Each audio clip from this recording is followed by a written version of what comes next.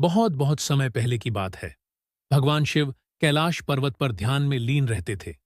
वे बहुत ही शांत, सरल और तपस्वी थे। उधर राजा दक्ष की एक सुंदर और भक्ति में लीन बेटी थी, सती। सती को भगवान शिव की भक्ति में बहुत रुचि थी।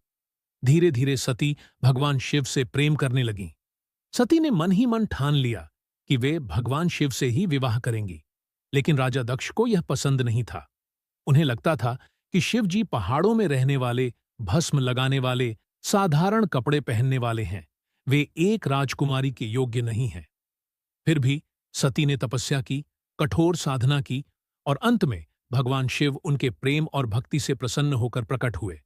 उन्होंने सती का प्रस्ताव स्वीकार किया। दोनों ने विवाह कर लिया और कैलाश पर्वत पर रहने लगे। समय बीता।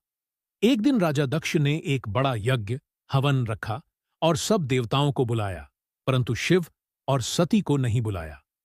सती ने जब ये सुना तो वे बहुत दुखी हुईं। वे अपने पिता के यज्ञ में बिना बुलाए ही चली गईं, यह सोचकर कि शायद पिताजी उन्हें देखकर खुश हो जाएंगे। लेकिन वहां पहुंचने पर राजा दक्ष ने शिव जी का अपमान किया। सती यह सहन नहीं कर सकीं। उन्होंने सबके सामने कहा, जिस घर में मेरे पति का सम्मान नहीं, वहां मेरी कोई जगह नहीं। और उन्होंने वहीं योगाग्नि में अपने प्राण त्याग दिए।